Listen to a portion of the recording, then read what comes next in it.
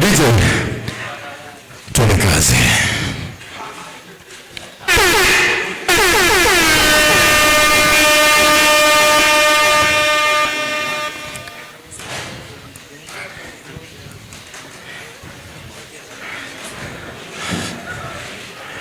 Wow.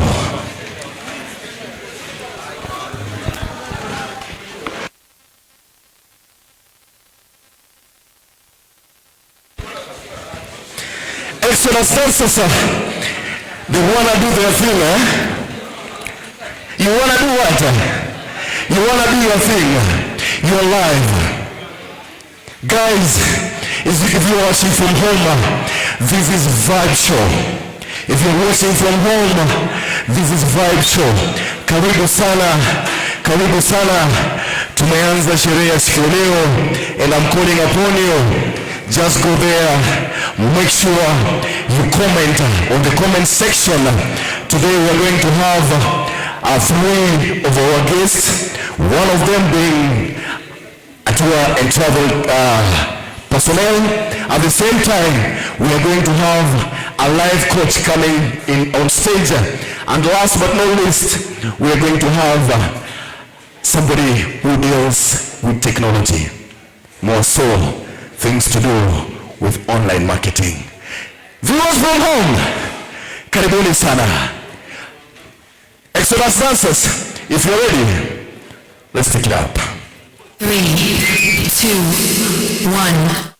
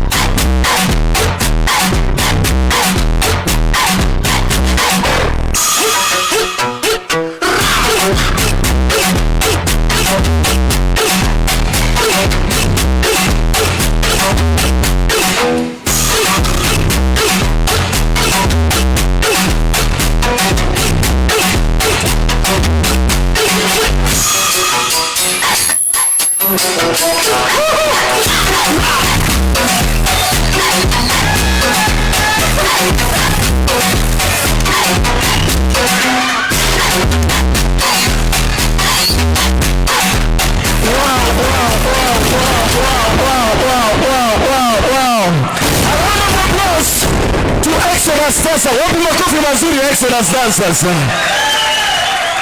Wow. Beautiful, beautiful, beautiful. That was Exodus dancers giving us the first item and the next and the next. They are here to entertain us. They are here to entertain us. Now, thank you so much. Thank you so much. Now, I want to see how you guys are faring on in the Vibe Show. I want to see. Wow. Capital Major anasema awesome. Vera anasema cute. Mariam Boz anasema classic. Blessed. Brevin Mulumi anasema blessed. Thomas Chirchir anasema looks fabulous. Great show. Wow, thank you so much. Lovian Nadia Rael anasema you never disappoint. Oh, thank you so much. Ras Midi anasema nice. Kolo Mtais anasema legendary. Thank you so much Kolo. Then Ndemo Kevin anasema classic. Thank you so much Kevo. Then we are having Brian Kogi anasema show Nilita. Thank you so much Brian. Then Kolo Mtais anasema kali. Thank you so much Kolo. Timothy Kiptoo anasema very nice. Brian Kibet anasema looking fabulous. Disiro anasema very nice. De la Cruz Montenegro, thank you so much. This guy is amazing. Huh? He has been there since we started our show. Since we started Vibe Show, he has been there and hakuna siku amekosa kucomment on the show. Thank you so much De La Cruz. Alafu we having Alekiwa Gitare anasema nice one. Thank you so much what Gitare. Jesse Kuto anasema safi sana. Kipotis Brian Mengich anasema very impressive. Thank you so much. Chumba anasema nice show. Thank you. Brian Kogi anasema good. Alafu Paul Junior anasema very beautiful bro. Thank you so much. Peter Ngai anasema nice one. Thank you. Alafu Masit anasema show iko lita. Sula David anasema lit na ameweka emoji ya moto. Keep your comments coming. Keep your comments coming. Naona siwezi nikamaliza. There are very many. There are very many. As we are kicking up this way, give it up for Exodus dancers.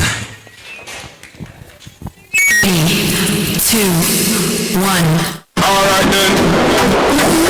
What is yeah. You know so we wanna like fire on wood. Yes, girls don't want me turn up that roof. Girl in the place them a tear up that roof. Step in the place wanna set up that mood. Alright then.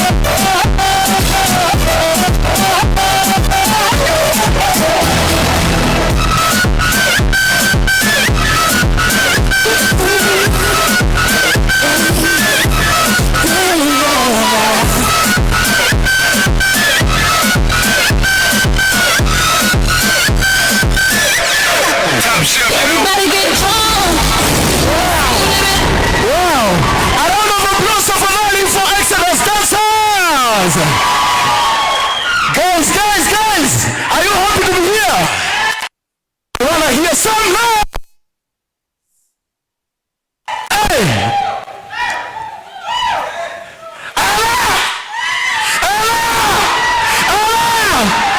Hey! Nasikia tu pel. Okay, najua saizi kuna mtu najua saizi kuna mtu ako free mode. I know. Si ati hatujui, tunajua. Kuna msee ako na hiyo papo. Hiyo tag ya papo iko hapo juu. Imeandikwa free mode. Saizi kuna picha ya mazishi iko hapo. Jamaa hajaona lakini anasema happy birthday. Wapi makofi mazuri ya watu wa free mode? Makofi mazuri ya watu wa free mode. Hallelujah. Hallelujah. Hallelujah. Say amen. Somebody to say amen. Somebody to say amen. Oh. Ladies say oh. Oh my God. Now.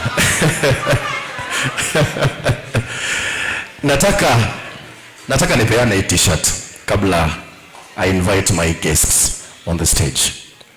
Nataka kupeana t-shirt saizi. I want to give out this t-shirt.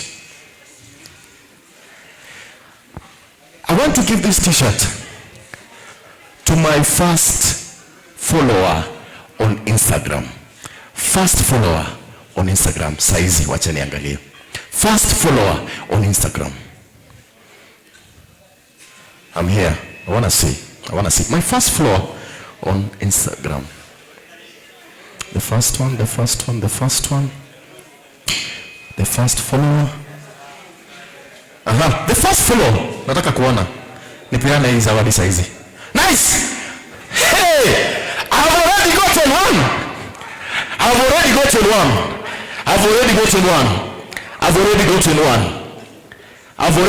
one.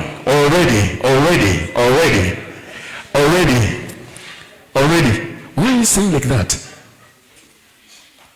Nataka nikupee zawadi. First follower on IG.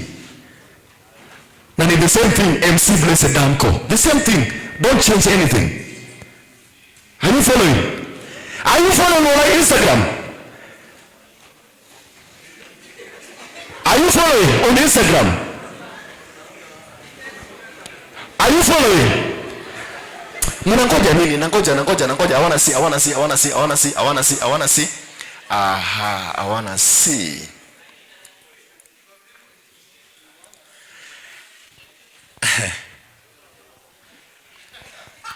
Unajua on Instagram hakuna free mode. Poneni sana wale wa free mode. On Instagram no free mode. Nataka nione mwenye anampatia zawadi saa hizi. Nataka nipeane t-shirt. I want to give out this t-shirt so that we proceed. I want to give out this t-shirt. That is my brand and I want you to be my ambassador out there. I want to give out this merchandise. Blessed Danko, MC Blessed Danko. Saizi. Alafu, when our guests will be coming on stage, nitawaulizia tafadhali, we all arise and appreciate them as they come to the stage. Are we together? Tuko pamoja? Vibes oye! Vibes oye! Vibes oye! Are you guys ready for our guests? Are you ready for our guests? Let me hear some noise!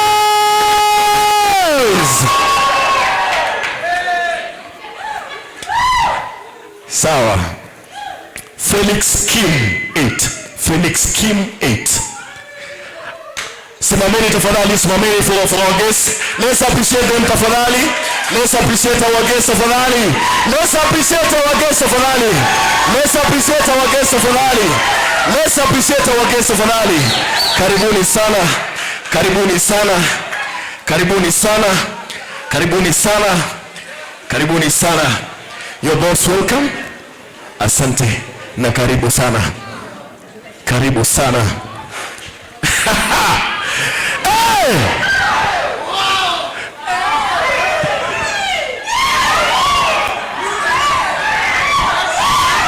No, I need someone else. Good. Felix Kim ako wapi? Felix kuja bro. Kuja. Tumalizane na wewe. Wapi makofi mazuri ya Felix Kim? So, that is for you. Sasa utaivalia tu hapa. Alafu utaivalia tu hapo. Valia tu juu. Okay. Ni sawa. Hata ametupa yake. It's okay. Wewe. Ninaona mahali mnaenda. Amejivalisha. Wapi makofi mazuri ya fellow? Makofi mazuri ya fellow. Thank you so much, guy. Wow. Thank you. Let me have the other mic tafadhali. Tafadhali.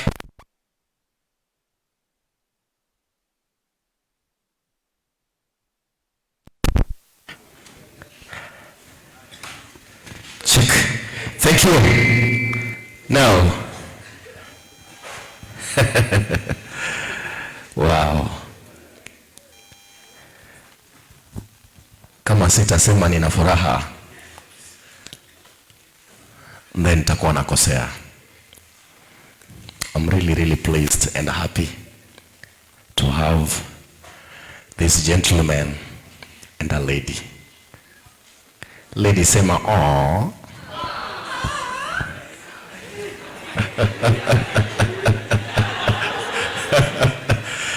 Wow. Thank you so much, our guest, for coming through. It's my pleasure to have you. ndani ya Ziwa Technical Training Institute. You're most welcome. Karibuni sana. Now, in a very, very special way, nitapenda we start by an introduction. At least we know who you are. Why are you here? What do you have for us? So wanasemaga ladies first, lakini men before. So men before. Wapi makofi ya men before? Karibu sana. Good evening. Kama unaniona tafadhali nipungie mkono. Good evening. My name is Kevin Ochoki. I reside in Eldoret. I run a tours and travel company called Ochoki Tours. Sisi ni watu wa kusafirisha watu. Ukitaka kubook ndege kuenda Dubai. Watu wa Seychelles wako wapi hapa? Aya, watu wa Kisumu ndogo nipungieni mikono. Aya, so that is what I do and I'm happy to be here. I'm really looking forward for an interactive session. Asante.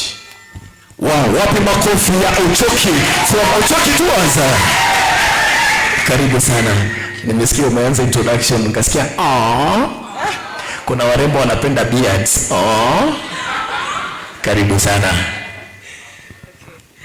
Habari zenu. Thank you. Mimi naitwa Jessie.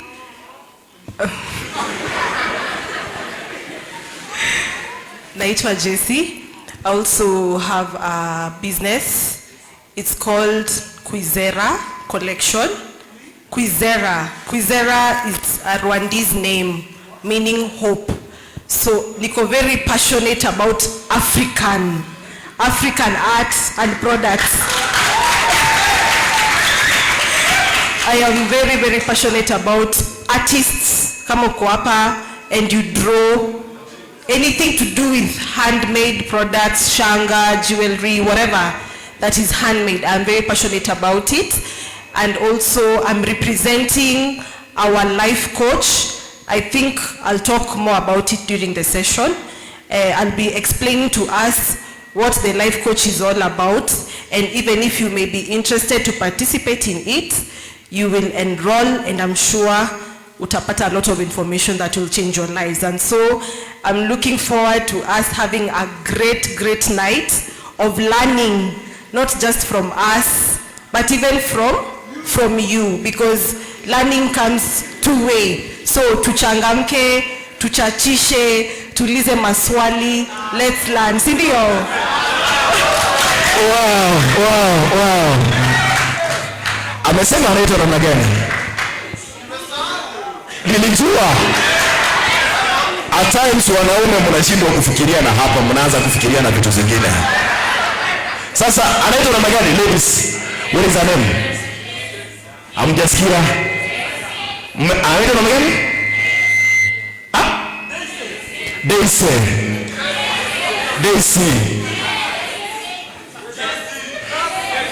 Jessie. Oh, Jessie. Oh my God. Like kumbe unaitwa Jessie. Oh, sawa tu. Man. Hey. Twende kazi. Wow, good evening. My name is Albert Kipruto. Professionally, I'm a procurement officer, but also the CEO of Albitech Enterprise.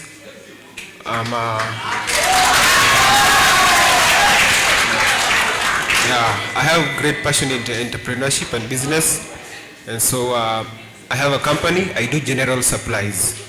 So kama unapenda matenda sana, nani anafanyanga matenda hapa? Hey, that's my area of expertise. Napenda that area of business. So after this tutajuana zaidi. Ama namna gani? Wow. Thank you so much. Okay, just sorry, I forgot to mention something. I'm an enthusiast of fashion. Napenda fashion pia. So if you like modeling and fashion and stuff, that's my area pia. And look, pick a look. Wanasema luku ni safi si mbwa. Mbwa tu. Yeah. Luku si nini? Wow. Karibu sana Albi.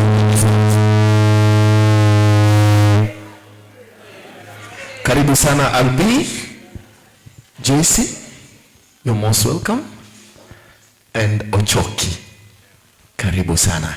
Now, I want us to go straight because they are here for you and you're here for them. They want to know what you've come here to do. What is your purpose? Okay? And now, I'll just pass my mic to Ochoki. Now, like you've said, Ochoki, if I want to start a tours and travel company today, I have a passion the same way you have. What are some of the requirements? What are some of the documents that I must have or I must pertain for me to start such a company?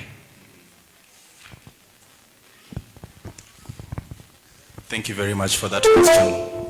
So, for we as tour companies, when you want to begin it, basically beginning it is legalizing. The first thing that you have to do, first of all, is registering. Sawa sawa.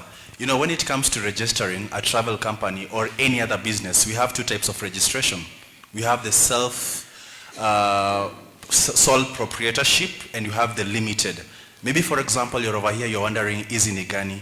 So it will depend with you. Maybe, for example, you just want to register a company where you are the sole owner, where pekeke ndo mwenye own your company, that we call sole proprietorship. And it's very, very, very much affordable. So for each and every person that is over here who wants to open a business, you can either go that way or you can go through the limited way. The limited way basically is cooperating that company. Where maybe, for example, you want to become two owners, you want to become 3 people in the company to have shares. So you can go that way, but still unaweza kuwa peke yako na unafungua limited company. Tofauti ni gani? Tofauti si kubwa sana. Though for a limited company inakujanga na certificates karibu 3. Kuna zenye zinaita CR12 kadhaa. Okay? Many people advise you go the limited way, but kama hauna enough money to open it, you can begin from somewhere. Opening a sole proprietorship, all charges ni less than 1,500, and for a limited, it's close to 10,000 Kenyan shillings. For we tour companies, apart from just having that certificate of registration, another registration that you're supposed to have is called TRA. In full, it stands for Tourism Regulatory Authority. TRA is a body which manages tourism. It helps when it comes to policy planning. Another thing that TRA helps in when it comes to tourism, we travel agents, let's say for example kumekuwa na shida. Umefanya biashara, client amekimbia na pesa, ama kumekuwa na skirmishes here and there. So TRA wanakuja kukurepresent, okay? We have other associations like KATO. KATO stands for Kenya Association of Tour Operators, and you also have KATA. KATA stands for Kenya Association of Travel Agents, okay? So those are some of the documents that are in our travel industry. Sawa sawa. Thank you so much. Thank you so much, Ochoki Tours. Now, I just want to mix up so that we have all of us on board. Now, Madam JC, today you've just fit in the shoe of Madam Ademba, who is a life coach. And you've said so well that you too, you have so much knowledge about the issue to do with life coaching. My question is, nowadays, even, it was just yesterday, we saw in Laikipia University, there was a lady, and there are several incidents that have been going through. We've been seeing them in the social media. The lady was being stabbed several times. What do you think is the reason behind all this? Yes. Okay. By that you mean what is the reason behind the relationship issues that we have today? Okay, so this issue for relationship, it is very critical because nani hapa anajua matters to do with love si mchezo, right? And so ni mmoja tu, I expect to see so many hands. It is very true. And so what happens with these issues to do with love, if it is not okay with you emotionally, it's very difficult for you everywhere else. Actually, I remember somebody was saying, shida ya most youths, either ni pesa ama ni relationship. Nikikusort pesa na nikusort relationship, nimekusort 90% of life. Ni kweli, shida ni pesa na relationship. But you see, some of these things, there are so many factors that zina cause issues in this relationship. Sometimes it could be misunderstanding. Misunderstanding kidogo leads to fights, leads to death. You see, communication issues. And then to go in the era whereby people are not careful with even what they say. Sometimes you're not even being taught. You have not been taught how to handle a relationship. I love this person, they love me, tuingie kwa relationship. Ibo tu kiumauru, unaona?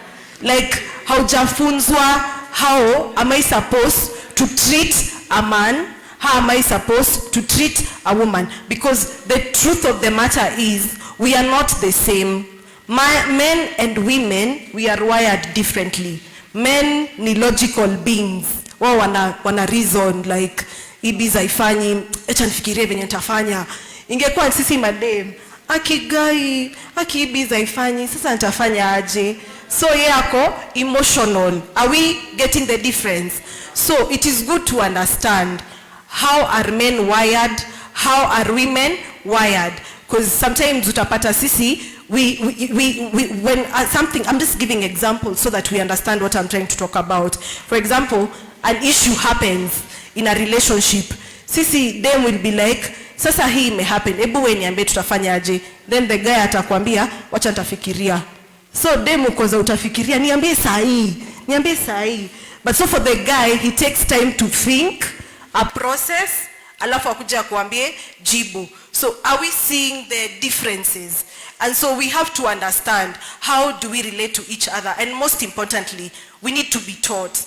I think that is what is causing a lot of marriages to fail.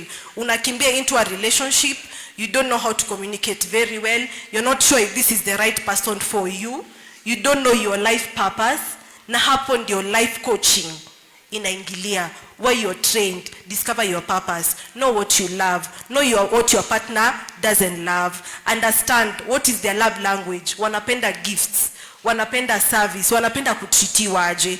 It's very important, that knowledge, tusikimbilie, let's sit down, let's learn on how to handle these relationship issues. Don't be in a relationship because your friend is in a relationship. Hizo peer pressure, they're not good. And it's very important for you to be well relationally so that you can be able to do other things. Thank you so much. Nafikiri amenifanya nikakuwa emotional. Na amesema ladies peke yake ndio wanakuanga emotional. Good. Now, on my left I'm having Albi from Albi Tech. Now, you've talked about the issue to do with entrepreneurship.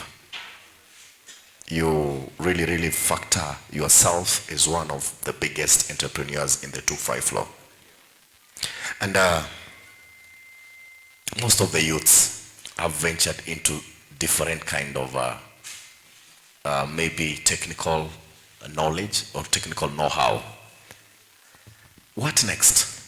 If I'm out of school, what next? What am I expecting to get out there? Yes. Okay, just to react to that, I think one of the biggest challenges sisi face kama students, once umemaliza shule, the transition from the classroom to the real world. For example, umezoea kutumia pocket money, si ndio? Amutumi wangi? Okay. So I think one of the challenges that most people face is how to transition from the classroom into the real world. Number one, I think as a student, one of the things you must be able to have is know your life purpose. Nani anajua life purpose yake? Somebody who can say, I know my life purpose and explain it. Somebody by the show of hand. Nikupatie microphone. Yes, sir. Over here. Thank you. Your life purpose. Your life purpose. Do you know your purpose in life? It is to live. Your life purpose. What is your life purpose? To live. To what? To live. To live. Yes. Okay, thank you so much. Thank you so much. Let's appreciate him, tafadhali. Sasa amejaribu to live, but sasa your life purpose is something that is wide in scope. For example, your life purpose is the reason why God created you to exist. And I can make a reference in the Bible, Jeremiah chapter 1 verse 5. You can read that verse. God says, before you were created, I knew you and I appointed you. So there is an appointment over your life. For example, an MC. This is an MC. God created him to become an MC. God did not create him to become a pilot. That is why he's living his purpose. Munapata? So I believe ukimaliza shule, you should find your purpose. What did God create you to become? What is that thing that burns inside you every day? Are you gifted in which areas? Or what are some of the natural gifts and talents that you have in your life? Those are the things that will guide you to know your life purpose. Sawa sawa. So number one, for example, just know your life purpose. Once you know the purpose is clear for your life, it's easier to know which step you'll take. Sawa sawa. Me, I know my life purpose. That's why I'm satisfied. I will never be a doctor in this life. And I'm good with that. But I'll be something else because I know my purpose. Wow. Yeah. Know your purpose. What were you created for? Are you a chief chef? Are you a drunkard? No. Were you created to be a drunkard in the first place? Okay. I think what Albi is saying, to this far, do you think you've lived the life that God granted you to live to the fullest? Thank you so much, Albi. Thank you. Now, sorry, I forgot something else. yes. There was that factor ya relationship alikuwa ameuliza. One of the challenges that we face tukiwa shule ni relationships, ndio? Nani ashaiachwa hapa? Nani ashaiachwa? Hata msipoinua mikono. Nani ashaiacha mtu?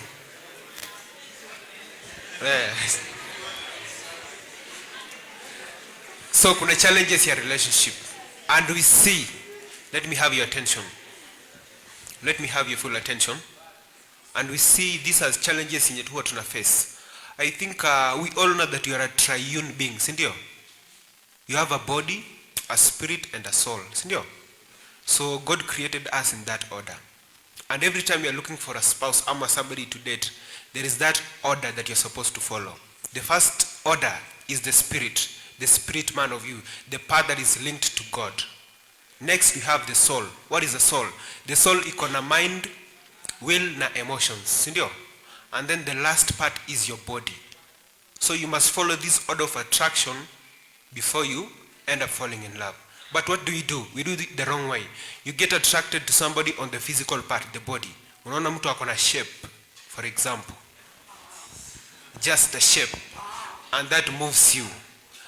You get into a relationship with that person. Later on, you found out at the soul level, their mind, huyu mtu ana dreams, hata ana vision, kuna clash. Unaona the spirit part, this person does not know God, mna clash, but you're already in a relationship. That is why inaleta mashida. So I believe every time, before you fall into any relationship, that right order, because God loves order, and that order should be followed. Yes. Wow. I think today we are being blessed, eh? Yeah, we are blessed with full wisdom. Full wisdom. I hope you came with your buckets. Yeah, you just have to fill them. You fill the buckets so that tomorrow you don't remain the same person. Okay? That's why we are here. Back to you, Ochoki. Back to you, Ochoki. There's that kid. Maybe he or she has been exposed to the issue to do with tours and travel. Or they love tours. What is this course or skills that this person should pertain or should have for him or her to be like you? So thank you very much.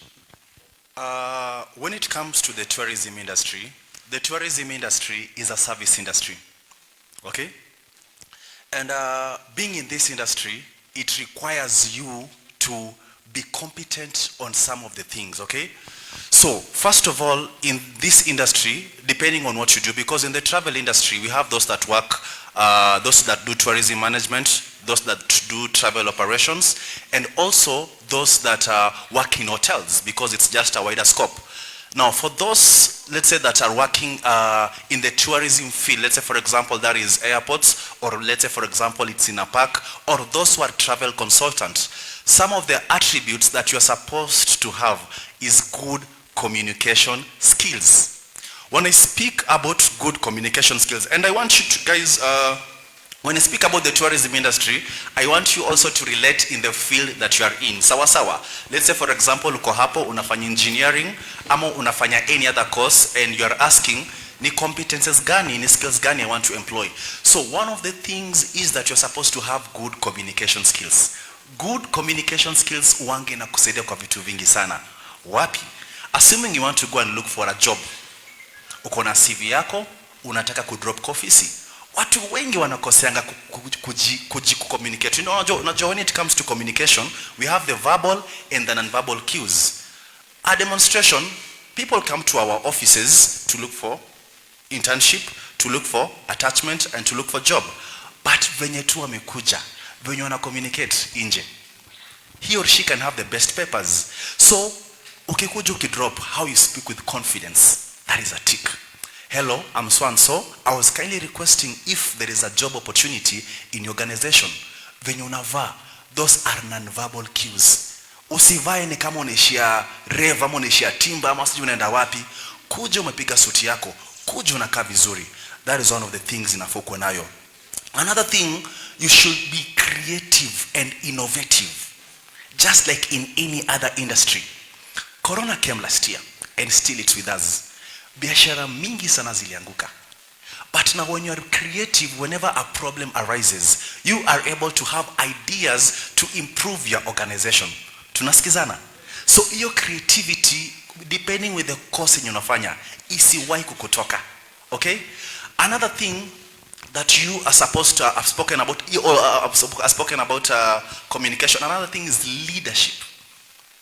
You as an individual, you should possess some leadership skills when it comes to you. Why am I speaking about leadership? Because leadership basically is the art of leading. You can be in that tour company and you are leading visitors. Maybe, for example, it's in a national park. Maybe, for example, you want to give them tour guiding. So how you engage with them, how you lead them, how you organize them, how you coordinate them. Hizo ni vitu zingine zenye ukiwa nazo zinakusaidia. And when I speak about the tourism industry, si kwa travel industry peke yake, in a cut across kwa kila mtu. Sawa sawa. So those are some of the three main things, though kuna nyingi kabisa. Thank you so much, Ochoki. Nafikiri, I also want to know, is there maybe a course that somebody should pursue to fit or to suit in tours and travel? Yes. Industry? Some of the courses you can do tour guiding. Tour guiding is one of the courses. Let's say, for example, you want to become a travel consultant. When you want to work in a hotel, you can do hospitality management. It's very amazing. When you want to work in airlines, you can do travel operations. That is travel operations. So some of the courses include travel operations, tour guiding, tourism management, and hospitality management. Sawa sawa. Wow, I hope you've gotten that. So for those who are doing hospitality, you're good to go. For those who are doing hospitality, you are good to go. Thank you so much, Ochoki. Now,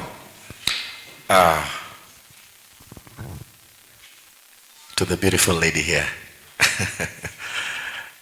Now, you've talked also about you being an African woman. And when you talk about being an African woman, it means that you are proud of being an African woman.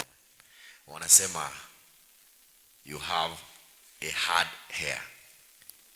Mwafrika ni nywele ngumu. Is it true? Yes. Okay. How do you embrace being an African? Because I've seen very, very many people. I don't want to mention their names. They've gone ahead and even bleach their skin just to become attractive, just to impress people.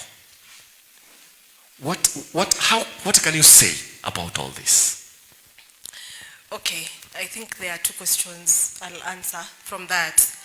First of all, I think when Albi mentioned about purpose, it goes down to where you were born, what race you are. Are you African? Are you an Indian? If God wanted you an Indian, he'd have created you an Indian.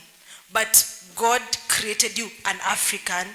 In Africa, in Kenya, from Busia or Bungoma or Central or where, it's all on purpose. That's what I believe. Because, you can't choose. God really knew Jessie had to be an African woman, born wherever she was born, born by these parents. And you see, all this is connected to my purpose. And so I am passionate about African art, African products, African culture. For one reason, I feel like African art and the people who do art and craft and all those things, yeah, it's a very neglected sector of the economy, and even it's a neglected sector as compared to other people. And you see, people who are doing these things, they are the youth and they're the women, the elderly. And so sometimes that trying to fill that gap creates the passion, and it also creates that interest to try and solve a problem. You see, because I'm passionate about people who are artistic, they have talent, all those kind of things. And so I'm very proud to be one, because we are so rich. It fascinates me that people from the Western world, they love our things more than we ourselves do. It doesn't make sense. Hakuna venye mtu wa nje atakuja appreciate what we have more than I who is there. They will buy our products, they will go and sell those products 4-5 times more, and the person who made this product is living in poverty. There's a problem there, you see. Just to answer the last one about Toriaku bleach and all this, I think one thing that has contributed to people doing that is social media. Social media imetuonyesha, especially for us ladies, sindio? Social media inakuonyesha you should look a certain type of way. You should have figure 8. So kama uko 11 or you don't have that kind of figure, you start feeling, apana, I need to do something. Or your boyfriend wants, akwambia, I wish you were lighter. I wish tungekuwa mlight tu kidogo. Ingekuwa better. But you see, so those kind of influences, they affect you because of one thing. You don't know who you are. You see, so if you don't know who you are, utenda na mtindo. Leo kama watu wana bleach white, una bleach white. Kesho trend ikikuwa watu wana bleach yellow, una bleach yellow, because you don't know who you are. And that is the most important thing, because if you don't know who you are, if you can't define who you are, whatever other people will say about you, you will become that. And to be honest, acha nituambie ni ukweli, that is why ni vizuri kuokoka. Because it is only in God that you're able to know who you are. Sindio? Because people out there, they will give you labels. Your parents will give you labels. Your friends will give you labels. So you will be a very confused person. Because hujijui, leo membua leo, wewe ujui kitu. ni sawa, umekuwa sasa sijui kitu kweli. Kesho umeambiwa you are a failure in school, uliambiwa wewe hauwezi pita maths. Kuna watu kama hao waliambiwa wewe na maths ni hivi. So from then on you thought you are a failure kabisa. And you see that's not true. The people who didn't do well in school, I'm not saying don't do well in school, but the people who didn't do well in school and they are very good out here. You see, so it's good to know who you are so that you don't get confused. Thank you so much, Jesse. Before you give me the mic, okay. I just want to ask you a question. Do you think the whole thing to do with art, does it even pay? Now let me answer you that question. I tell people this art thing, you have to be passionate about it. If you're in for the business, you can be very frustrated, because I have worked with so many people who are doing art. Myself, I'm doing art. I can say it's challenging when it comes to hizo stories za kulipa, kwa sababu it's a perception that people, for example, utapata painting, mtu amepaint kitu leo, and that person has taken 1 week to paint that whatever they've painted, and you want to buy it at 200, because in your mind unafikiria hiki kitu si ni tuso rwabe situmalizane, but haujui yeye alitake how many days to make that thing. So the perception in many people is that art is nothing, it should not be expensive.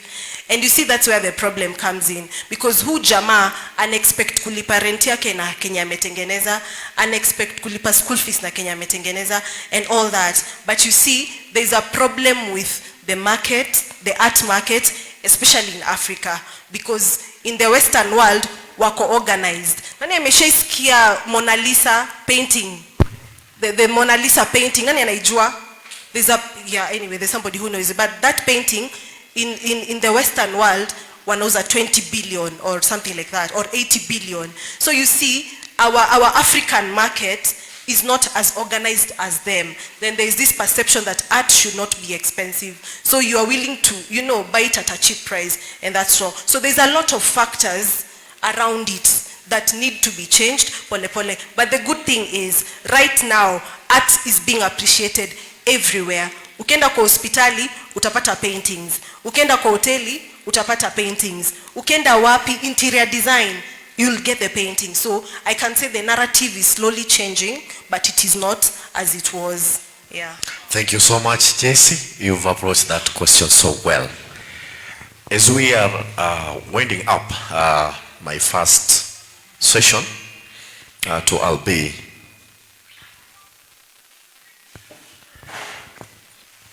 you must know somebody who knows somebody. You've just talked about the issue to do with the tenders. But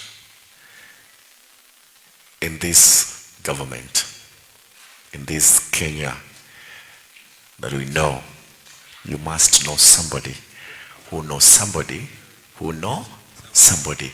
And that's what is making us as youths remain in poverty, remain unemployed. What is one thing that you're going to give that young person that is really, really working hard, is going to invest their resources to learn? What is one thing that you're going to tell them? Okay, let us pay attention. Let us not be distracted. So number one, there's this mindset that Kenyans have. They're like, lazima ukune job mtu mahali ndio upate tender or any job. Si wote tunajua hiyo? But that's a wrong concept. I can attest to that and say this. There's a place I didn't know anybody, but I saw walikuwa advertise their tenders. I applied and I prayed to my God. By the favor of God, my company was pre-qualified. Na sikuwa najua mtu huko. So hiyo mambo ya kusema ati you must be knowing somebody, that is a lie. Another example, a true story. There's a lady. How many of you wanajua Kabarak University? It's a renowned university. Now people in Kenya, it's a prestigious university. People like to study there. So there's a lady alikuwa ameambia kama hujui mtu huko hawezi pata barua, but that's a lie. Alienda huko na upon arrival in that place, alirudi na the admission letter without knowing anybody. So I want you to wipe this thing off your mind ya kusema lazima uko unajua mtu. For those people, nani alisema anafanya matenders? Nani anapenda matenders? Yeah, you can write this on your phone, tenders.go.ke. You will visit that site utaangalia. Kuna makazi mingi sana hii Kenya. So hiyo mindset ya kusema hakuna makazi Kenya, hakuna ati sijui lazima uko unajua mtu, that wrong mindset in itself itakulimit. Okay? Number 2. I think one of the best gifts you can give to the people out there is working on your self-image, working on how you look like, how you brand yourself, how you brand yourself on social media, how you brand yourself even physically when you talk to people. Those are some of the things that open doors for you. So I think you must work on yourself, like build yourself, have a good image out there such that people can approach you, like how kai mtu mkora. Okay? Tuko pamoja? Yeah, just work on yourself, your self-image and branding, that's all. Thank you so much, Albi. And now, my first session is over. We'll be back after the break. Yes. We'll take Dual dancers, Yeah. you'll be taking the stage as my guests. Watakuwa wanapata maji, kopo la maji hapa chini, alafu I'll be having them back. Then after that, we'll be ready for question and answers. Let me have my guest there. Tafadhali. Let me have my guests kiteremka pole pole. Let's appreciate them wanapoteremka tafadhali. Let's appreciate.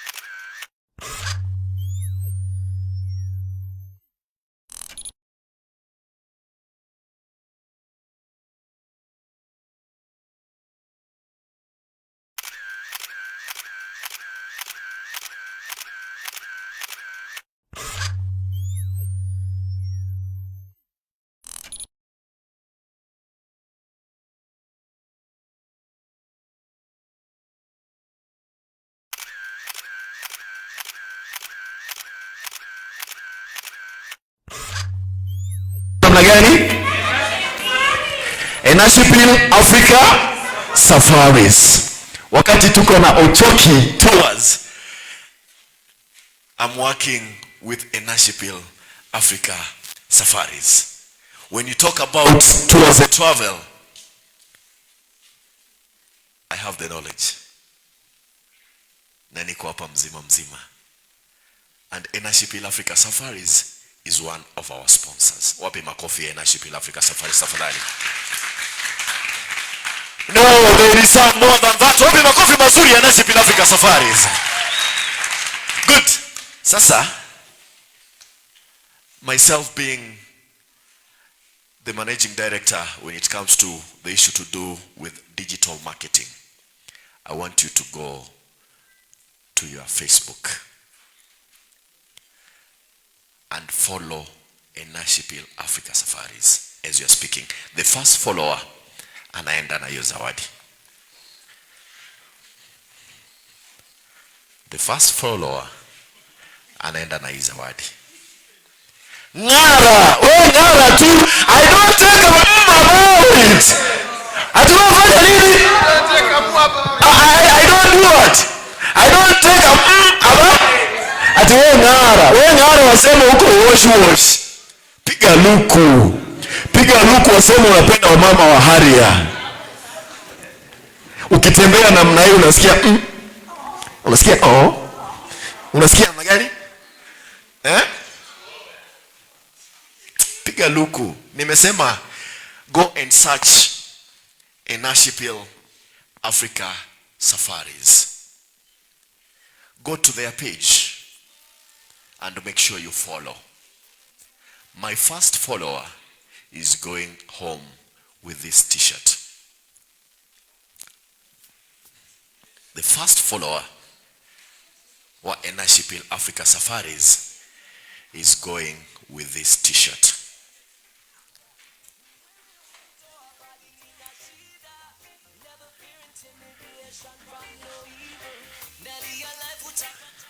Yes. Are you there? Guys, are you there?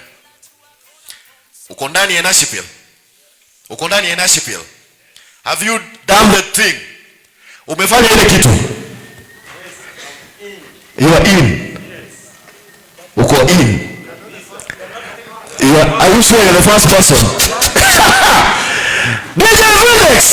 Nataka kusikia masahani. Twende kazi DJ.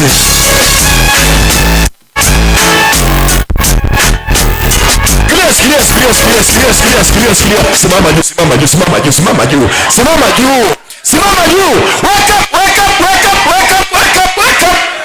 DJ Felix, all the days. Twende kazi.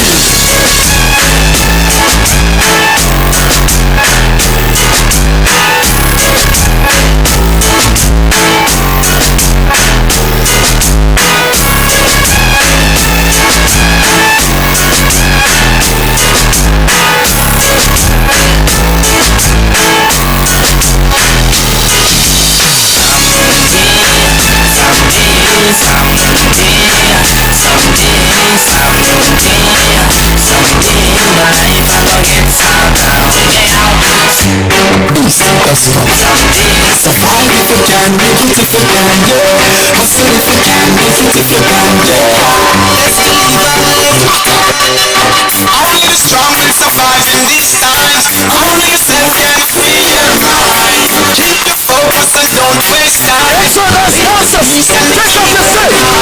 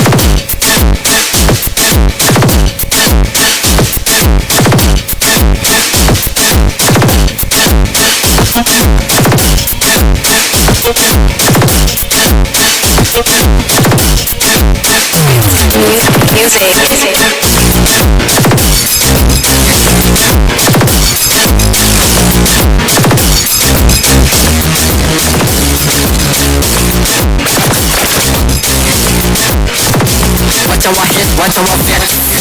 Niko on the rhythm no flex. Even the devil himself can't guess. Within my boss like a bad check. Solidita, now full my head kama Karena. Nimepona ya fire better than weather. Looking at the whip, on the tip, I select that. Now how my heavyweight, wanna go yes it's my better. Hey, in quest I'm better. Up in the air and I prepare. My first pictures are always the funny player. I'm feeling the stability, I'm a daily conveyor. His presence is heaven to me. The vida yes in the essence of feel. To me and to my brethren. Don't you wait till I'm up on the chair and see. Hey, interesting molested. Interesting molested. Don't come a fire on.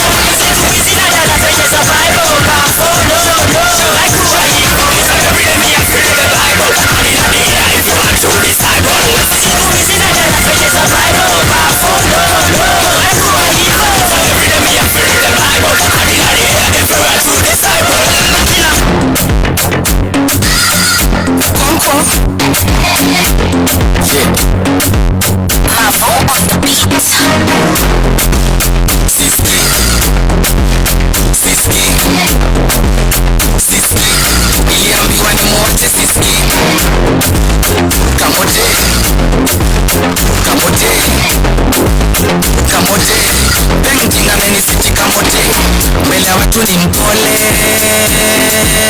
very calm, lakini looks are deceiving. Usipte kumuona kamejam. Dot sahani, epa, dot vikombe, mbot, itama soja. Painting anataka kuniua, akibibu taniua.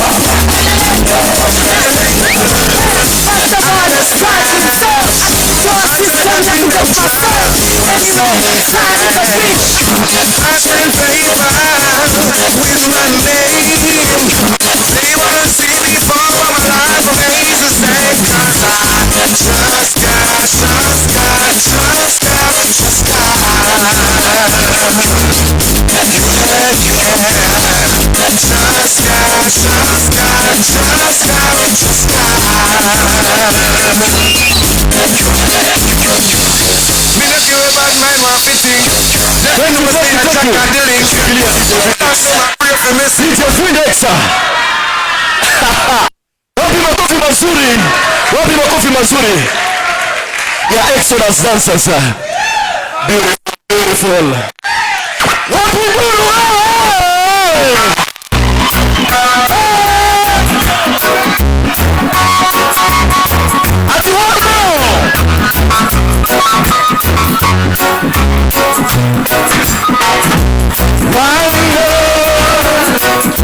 one heart. Say it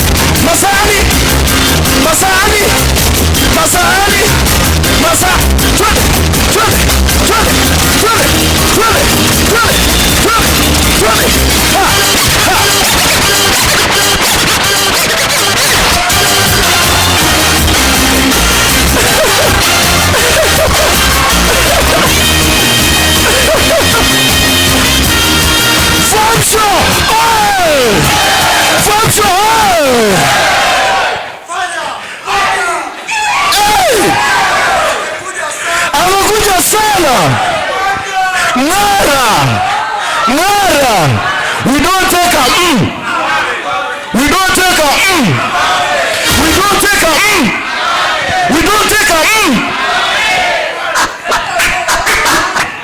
Vibes ni moto si moto. Vibes ni moto si moto. Wapi nuru ya vibes?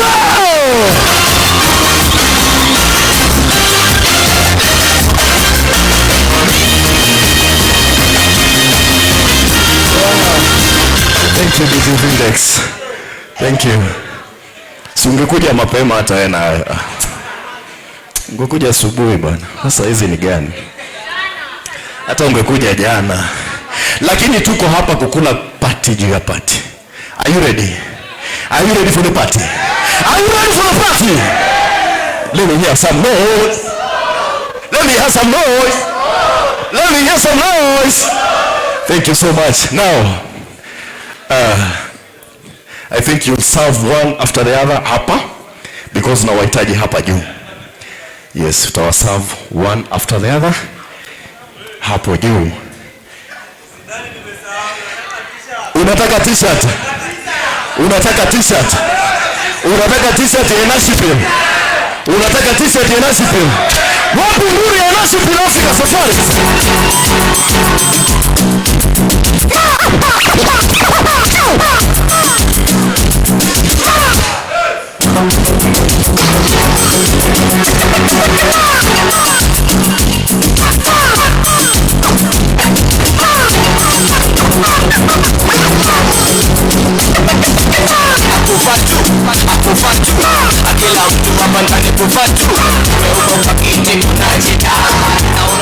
To my guests,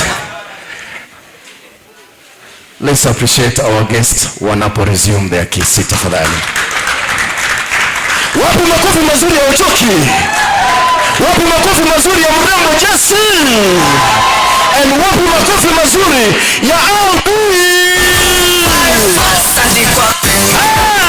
Chakula na chakula lia wewe ni upendo. Nasiri amekubalia asante mapendo.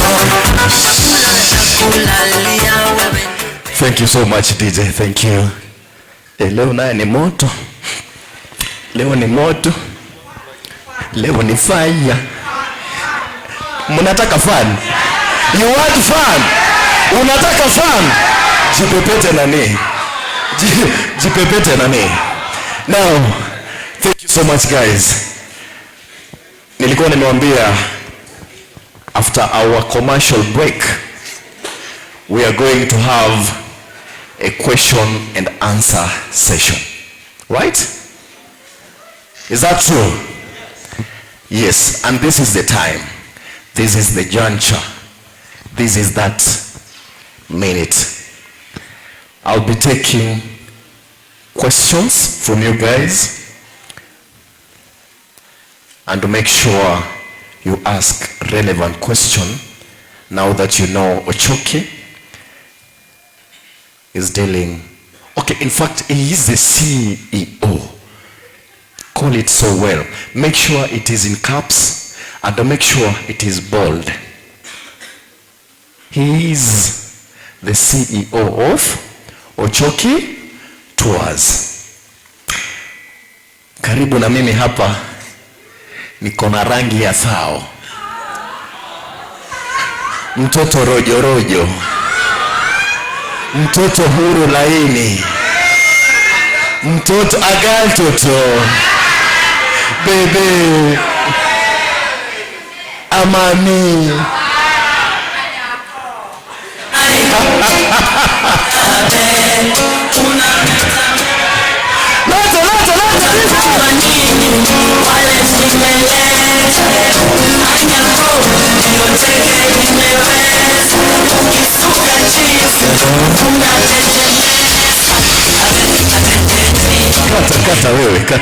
Kata wewe. Agal baby anajulikana kama Jesse. Agal Toto. Na Agal Toto, she is a life coach. when it comes to fashion, she embraces Africanism. When you talk of the taste, she embraces Africanism. Talk of art, when you talk about Miss Jessie. My brother here, when you talk about entrepreneurs, he's here for you. Now, this is the opportunity. This is the time for your questions. You'll just raise up your hand wherever you are. I'll pass the mic. You raise up your question, then we will be able to answer. That is, if it is within their limits. Okay? Yes. Who is our first person who is going to ask a question maybe? Who has a burning issue? Thank you so much. Thank you so much. Karibu. You introduce yourself first. You introduce yourself, then you go ahead. Yes. Thank you. Thank you. Relax kindly. So I go by the name Ranger Junior. So Ranger Junior is a procurement officer as well to be. So I'll have two questions, maybe to Ochoki and to our brother Albi. The first one, you spoke about having that confidence, maybe by the time you are going to seek a job. So as an individual maybe, you can have something in you, but how to remove it or how will you express yourself is a greater challenge. In that, as an individual, you don't have got that confidence on how to approach it. Are you getting? For instance, I as Clinton, I'm coming to your organization maybe to seek for an opportunity there. And I don't have that opportunity or I don't have that confidence to face you in person. So I think you'll answer that. To our brother Albi, there's been a notion going viral in the country about the online marketing. For the online marketing, a number of people make it like it is a scam. Because every now and then we are in different groups, we chat with people, people post, and we have got that notion. So, Mr. Albi, I'll be expecting now on if you can fafanua on how the notion that maybe I as Clinton Ranger, I have, wherever I see the online marketing and whatever, sina yomarol. Thank you. Well, thank you so much. I think you can just hold the mic so that we can be able to give opportunity to people to ask questions. Now, thank you so much. Mr. Clinton Ranger, a procurement officer, for your question. Now, I want to give another person. I'll take 6 questions. 6.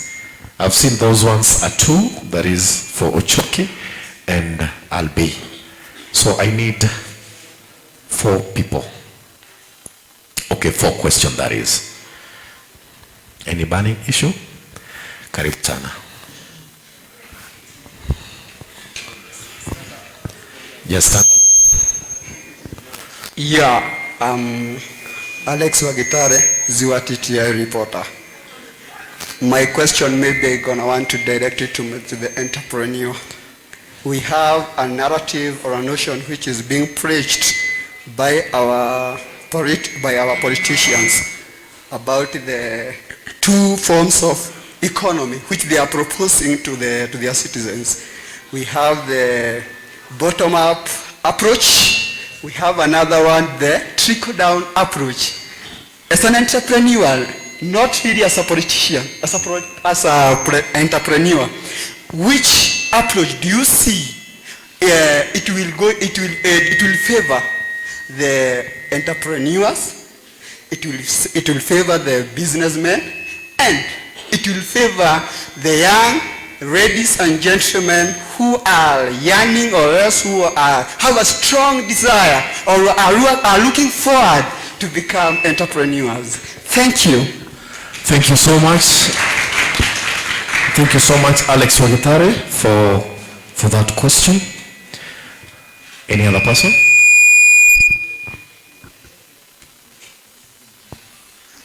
Okay, we have somebody there.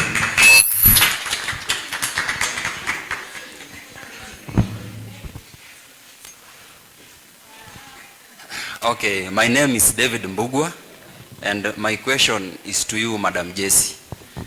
Umeguzia jambo ya kwamba youth, kitu ambayo inatuguza sana ama inatuaffect, it's relationship and money. I think your part is the most sensitive one. Now as youth tuko na challenge kubwa sana. That point, now umemaliza shule and there's a point ule that guy alijaribu kuguzia the transition. Albert alijaribu kuguzia the transition kutoka unajaribu kujibuild. Now kuna kitu inatu affect. Una chase relationship at the same time you are trying to build yourself. Sasa hapo unapata most of the youths wengine waenda kwa depression because unajaribu kubalance. Unataka ujijenge at the same time uko kwa relationship. Now kwa bahati mbaya maybe you lose your chances. Unapata huyu anaenda. Sana sana ina affect men, wanaume. Maybe unapata huyu anaenda, unapata huyu anaenda. So kuna hiyo depression inaingilia. Now to handle that, mtu unaweza handle vipi? To handle that case, Madam Jessie. Thank you. Thank you so much, David Mbugua, for your question. Now, I think for the audience, I'll leave at that. Or is there any other person? Oh, I can see we have two people raising their hands. Karibu sana, karibu. Thank you so much for this opportunity. My question goes to Ochoki, my friend. As an entrepreneur, what will you describe? What will you do if you notice that you are not meeting sales goal? Thank you so much. Describe what you will do if you notice that you are not meeting sales goal. Yeah. Thank you so much. Thank you so much, Abid, for your question. And just to our viewers at home, you're having an opportunity also to ask a question. Just impose any question that you feel like is burning you up. We'll be able to tackle it today because we have people who understand so much about tours and travel. We have issues to do with life coaching, and at the same time we are having entrepreneurship. So you can also ask your question as you're at your comfort of your home. So I'll give an opportunity also to our viewers on Facebook and Instagram. I'll be reading. If there will be any question from our platform, we'll be able to read them out. Now, I'm giving a last chance, an opportunity that is. Karibu sana. Okay, thank you, MC Blessed Uncle. My question, I have question to all of our guests from Mr. Choki in that order to I'll be taking. Mr. Wow. Choki, kindly, what is in your capacity, in your personal capacity, what is your contribution in tours and travelers firm? And we are in COVID era, and there's that recession. How have you addressed the recession during and post COVID-19? Madam Jessie, there's a narrative or rather a notion that the African, I'm talking in the capacity as an Africanist. There has been a narrative that the African culture or other concept, way of life has been eroded. What are reasons behind? To my procurement officer, I'm also becoming a procurement practitioner, and I've heard your LB-Tech. Maybe I want you to tell us what are the impacts of e-procurement. We have been seeing the government is dwelling so much on integration of ICT in terms of procurement. Thank you very much. Thank you. Just hold the mic. And do we have any other person? Do you have another person who is having a burning question, maybe? Thank you. Silence means there is no any question. Now, you can just pass the mic, tafadhali.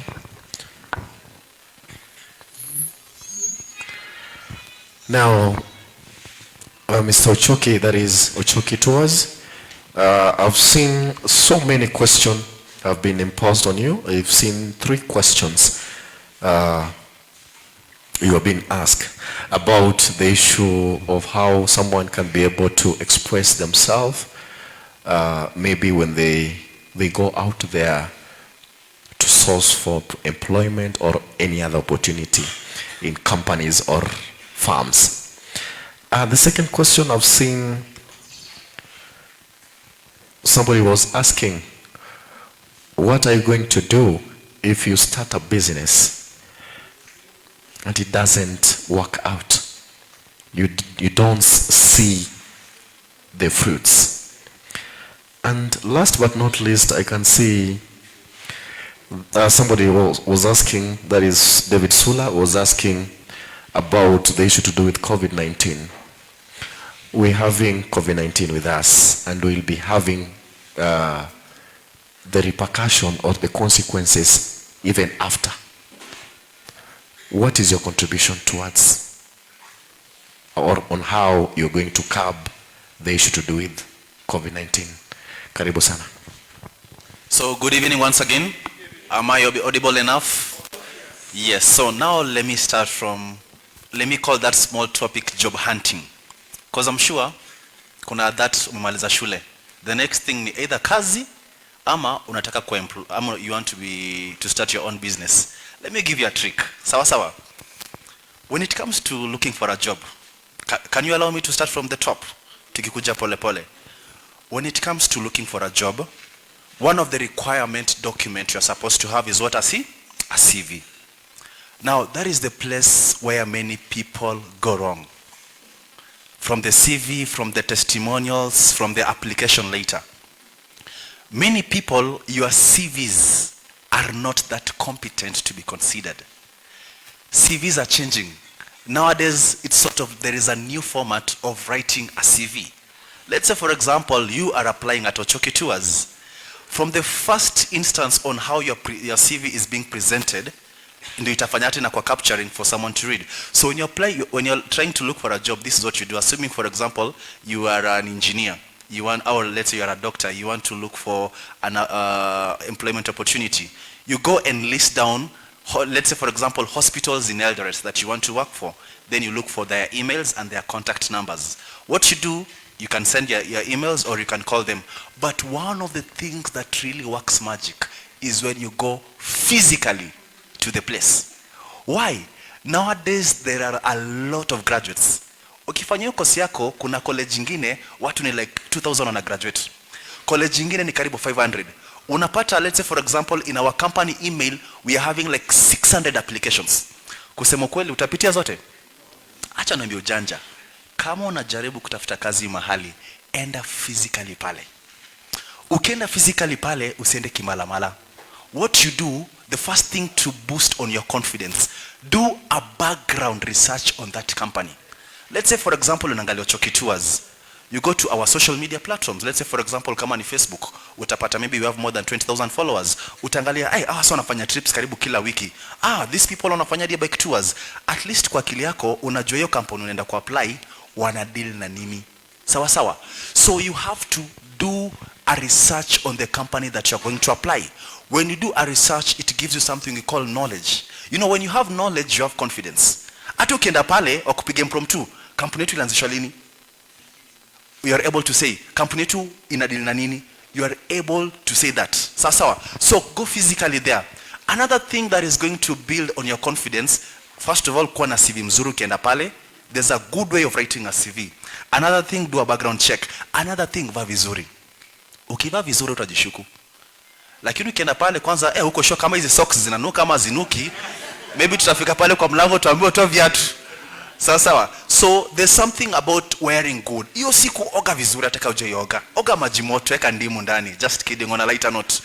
Ukivaa vizuri, it gives you something in it, just a natural confidence. Ukienda pale usikunje uso kama ndimu. First of all, identify, kampuni nyingi kuna receptionist, si ndio? Ongea pole pole. Introduce. Hello, my name is Kevin. I was kindly requesting if there any employment vacancy in your organization. Don't talk in a rush. Usiache na kwenda. Let me now give you another trick. Usiulizenge receptionist all the time. Unasema, can I see the manager? Acha niambie trick. Is it possible to see? Is the manager in? Unaongea ni kama uko na appointment na manager. Is the manager in? Can I see the manager? Mnanisikia vizuri? I'm giving you hacks zenye maybe hamtafunzwa shule. Manager, utaambiwa manager yuko ndani. Enda pale na confidence. Una knock pole pole, ako pale ameketi. Usiketi before kwambia uketi. Unamwambia, may I sit? Can I sit? Utaketi. Anza kujintroduce. Hey, hello sir, how are you? How was your day? My name is Kevin. Your confidence too. Yaani unaongea ni kama unaongea na rafiki yako. Usikwe ni kama ni Mwakenya umekram like nikienda hapo bana maybe akusalimie umesahau kila kitu. Just relax. Manager pale umejintroduce, I'm so and so and sir, here are my documents. I came here to just kindly request for a vacancy opportunity in the organization. If granted an opportunity, I'm going to do this and this and this. Maybe for example, your company wana struggle na kitu fulani, maybe ni marketing. Maybe your company wana struggle wako na challenge fulani, wambia, if you give me an opportunity, some of the strengths that I'm having, I'm a good marketer. Some of the strengths that I'm having, I'm good at problem solving. I'm kindly looking forward to your response. Trust you me. Okay. Now, near time una maintain eye contact. Let me tell you something. There is something about eye contact. Usiku unaongea na mtu, hello sir, just maintain eye contact. Niangalie kwa macho. Sitakupiga, sitakuchuna, ukweli uongo. I'm so and so. Trust you me. Hiyo pekee yake unapata watu kazi siku hizi. Siku hizi they don't only look at the papers. Graduates ni wengi. They're just looking at that factor kidogo yenye inaitwa confidence. Sometimes siku hizi mtu ako na distinction kwa karatasi, lakini venye anajipresent ni kama mtu mwenye ako na soup. Kuna mwenye ako na soup kwa karatasi, but how anajipresent with that confidence ni kila kitu. Vaa official, vaa vizuri. Usivae t-shirt ya UDA, usivae t-shirt ya Jubilee, umeingia pale ndani, boss, bottom up. Anyway, just kidding. On a lighter note. Umenisikia? Najua si kila mtu ata-apply Kenya nasema, but I'm giving you, kama ingekuwa mimi, ukinikujia hivyo, that is just an automatic guarantee. And people who come to look for attachment in our places, wenye tumechukua hata si wa emails, mtu anakuja pale physically. After me drop makaratasi, ajapatia response. Enda after 1 week. Kufanya follow up. Hello sir, how are you? I just came to pass I was just passing by. Nikasema let me just pass by to do a follow up. Kuliendaje? Utaona ni msumbufu, but trust you me, utakuwa na stick kwa akili yake. Anasema na kuna jamaa. So that time an opportunity arises, it's very easy for them to consider you. Yeko sawa? Yeko sawa kabisa? Sawa sawa. Wow.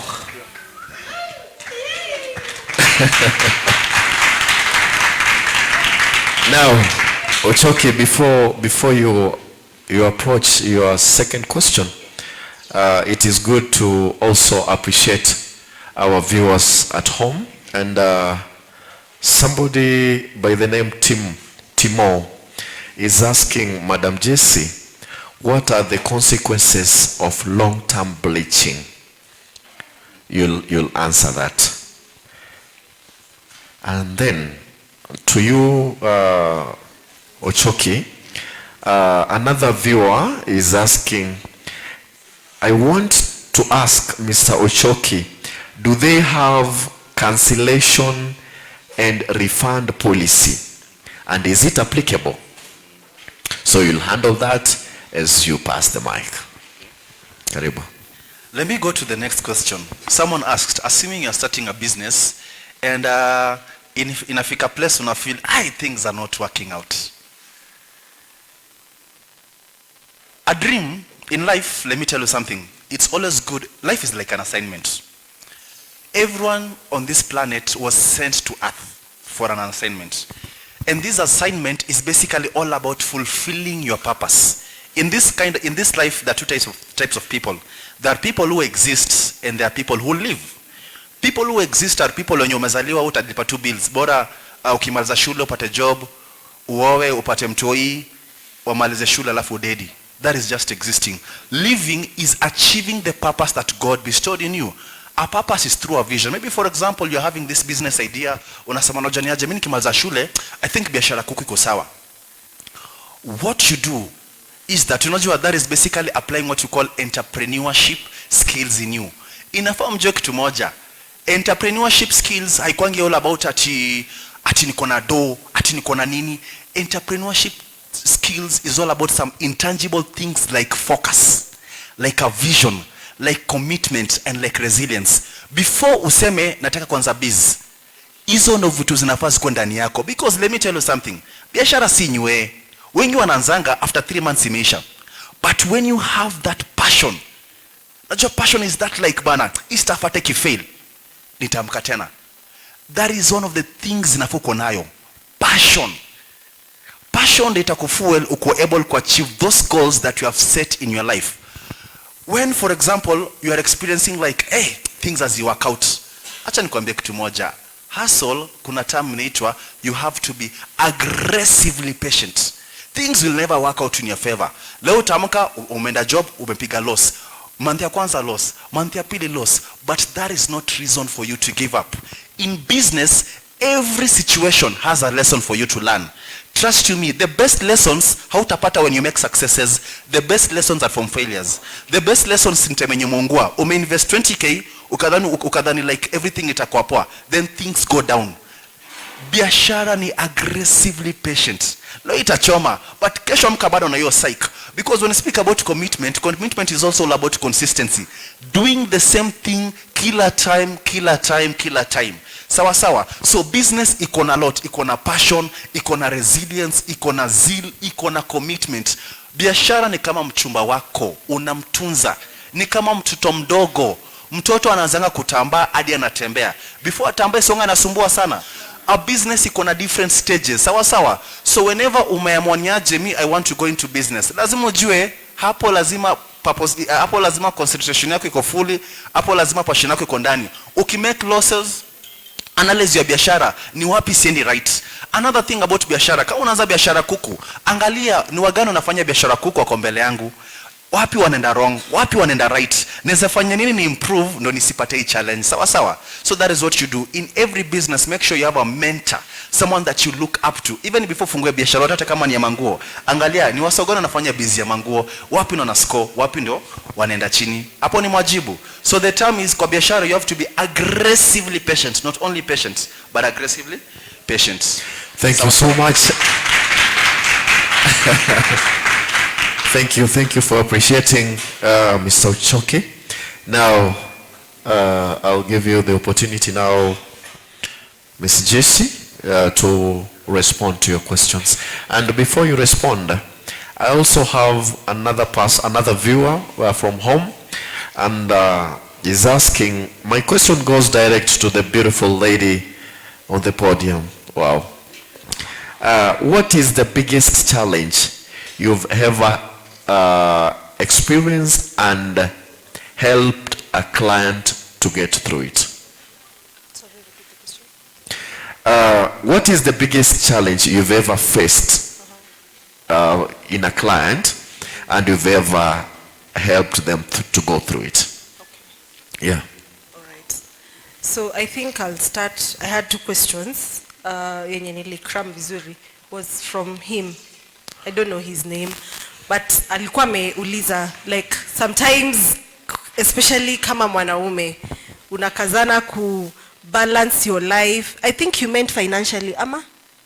You meant financially like kutafuta job na bado unatafuta mresh, something like that.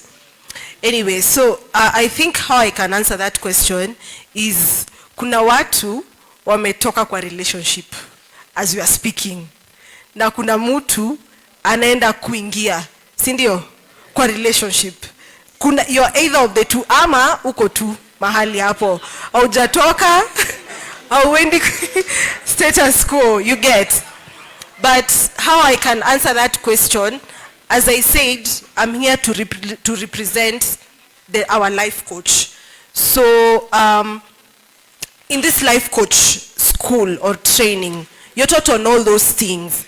You're taught on how to have a good relationship, how to be a good partner, how to manage your finances, how do you discover your purpose. You know, this thing tunaongelea about purpose, you know that is everything. Purpose, why you're here, it is all because of purpose. The person you're going to stay with for the rest of your life, it is dependent on purpose. So you will need somebody to train you, to help you to discover your purpose, depending on your talents, your abilities, what you like, what you don't like. And that is the bottom thing. Kwa sababu most of us, we just get married because nataka tu kuwa na familia, nipate watoto, nilipe bills, nikufe, na ni hivyo. And that's not it. You know, that's what we think. There's actually more to life than just going to school, getting a job, getting married, getting kids, and then you die. There is more to that. There is more to that. But now, it's dependent on, do you know your purpose? So you have to have somebody to teach you how to discover your purpose, how to design your life, how to write goals. Hizo vitu zote. Na so, how I can answer that question is, wewe mwenyewe ukae chini. If you're not ready for the relationship thing, just wait until you're ready. Tunaelewana. Because sometimes if you don't sit down to think of where your relationship imeisha, what was the problem, nitabadilisha aje. Obviously the next time you go into the next relationship, utablanda no dem ataenda. Sini sawa. Lakini pia as for me, I'm speaking for myself. Ladies, I hope mtani support. At least kama mwanaume, unajua kuwa financially, hatusemi kuwe millionaire. Tunasema at least you know, unasema mademu wanapenda pesa, kuna kaukweli hapo. But the truth is, at least you have, this lady has to feel financially secure. Enyewe wanasemanga huwezi kula mapenzi, and that is true. Lazima, you know, poverty, umaskini inaweza uwa relationship. For real. Because unaitisha do, najipanga kuna kadil, kila saa kuna kadil, you know. Itafika mahali, as the lady, you'll get tired. Sini sawa? So, as you're thinking of a relationship, mostly for the men, also think of financially, as in nitafanya aje, nitaprovide aje. Hata Biblia inasema, God alisema, the man should provide. So, hiyo huwezi hepa. And even for the ladies, pia sisi tujika, kama ni kupika, jifunze. You see, like, we need to, isikwe just that the man has to do this, the man has to do this. Even you, for the lady, you have to learn, what should I do? How should you make the house? What should you do? How should you spice things up? Usikae tu, sini sawa? So both parties wako na kazi ya kufanya. So are we okay? Thank you. That was my first question. Let's appreciate her tafadhali. Nafikiri yule aliulizia akiwa home, alisema ni nani yule ambayo, okay, ni changamoto gani ambayo ushapatikana nayo katika kazi yako ya life coaching na ulimsaidia vipi? Okay, I'm here representing the life coach. So most people wanaweza kuja na challenges. It depends on the kind of problem that you have. And so some people, they want to learn about their businesses, maybe their business has not been going well or they want to begin a business, and so she's able to teach you on how to go about it, basic financial principles. You know, what percentage do you allocate kwa food? Unapata maybe unapata 30k lakini unaishi kwa nyumba ya 25k. Sasa umebaki na 5k ya food, ya fare, ya kuta fare kama unatuma. So those kind of things. Kama unapata maybe somebody, their business collapsed, and so they have to go back to the drawing board and be able to now know what should I not do and what should I do. Kama maybe somebody had a challenge with their marriage, she's able to guide you. And even for some people, they don't know their purpose. So anakutrain on how to nini your purpose. How do you write your goals? How do you have a routine? I've had so many people say that successful people, it is in what they do every day. You can't just say, aki siku moja nitakuwa millionaire, ngoja tu mtaona, ngoja tu, haitai happen. Kama kila siku you're not saving, you're not investing, kila siku motura, haita happen, unaona? So you have to have somebody to train you, to mentor you, and to push you to achieve your goals. Yes. Thank you so much, Madam Jessie. And now to Albi. Nafikiri, as I pass the mic, Madam Jessie, naona kuna wajamaa wamechangamka from Qatar. Anasema I'm watching live from Qatar. Huyo mrembo anaongea maneno matamu. Somebody is appreciating. Wapi makofi.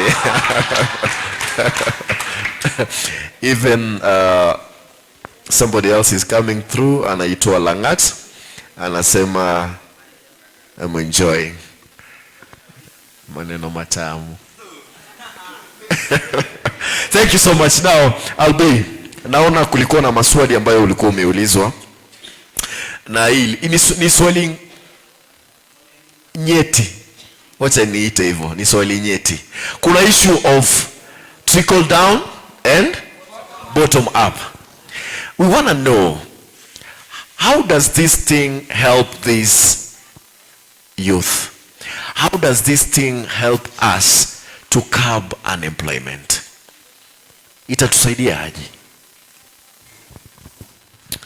Okay, in response to that, we have all seen in the past our politicians who are aspiring for different positions. They come up with promises zenye ni false, ndio? Wanaweza sema tutajenga lami inapita nyumba ya nyuma yenu. It's a lie. They can't even build those roads which they say. But what I know right now, in my area of expertise, the government in itself has already set apart 40% of opportunities to people. There is what we call AGPO. AGPO is access to government procurement opportunities. And there is a percentage that is set apart, that is 40% of all the opportunities that tender huwa zinawekewa youths, women and people with disabilities. Kuna mtu hapa ako 35 years old kweli? Hakuna mubaba na mumama. Nafikiri kabla hujaendelea, unaongelea mambo ya 40%. Yeah. That is being awarded. Side, imekuwa side for the youth. For the youths, yeah. But how is it that tunaambiwa lazima ukuwe na experience? Lazima ukuwe umefanya tenders moja ama mbili. Ndio ikusaidie kama evidence. Yeah. How is it? Last week we had a training na some of the, for example, kama you do tenders, sometimes you don't need an office, but sometimes unaangalia kwa ile list of the requirements, they want you to have a physical location of an office. Do you need an office na kama unafanyanga supplies only on July ama on August? There's no need, sindio? You don't need even to be paying your taxes your 16% when you're starting out in business. The government should be able to allow you, for example, if your business is a startup, at least unaweza lipa like 4%. When your business inaanza kuthrive sasa, you can pay about a certain percentage. And then when you have now made it in business, unaweza taxio 16%. So I think the government in itself should revise the taxes yenye imeweka na hiyo requirements. Those are unfair to us. Thank you so much. Yeah. Thank you so much. Let's appreciate Albi tafadhali. Let's appreciate Albi. I can see the time is really running up. Somebody is coming here with a very, very tricky question. Sijui niulize.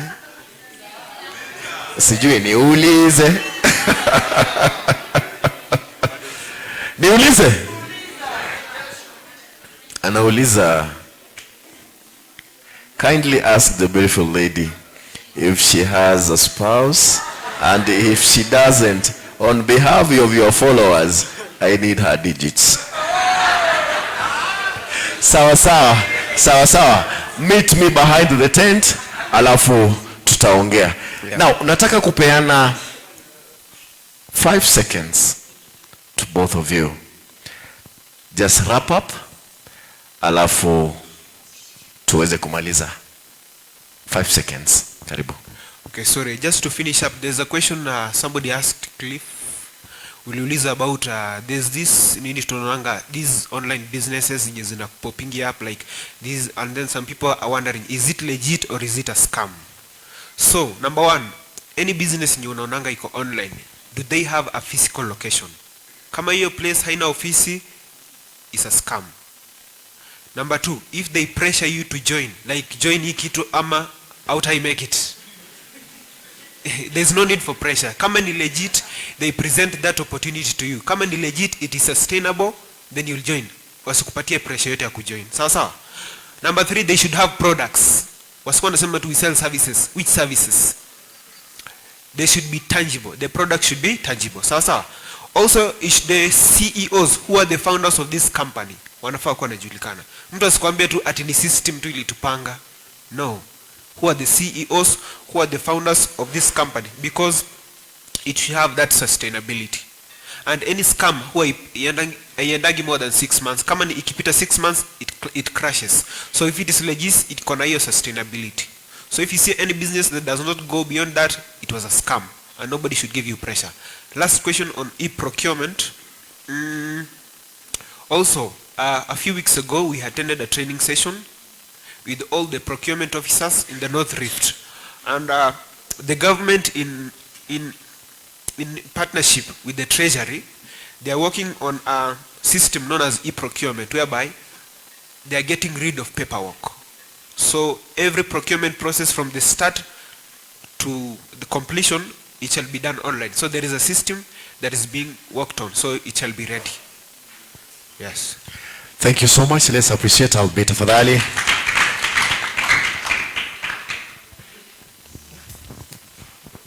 Karibu, Jesse.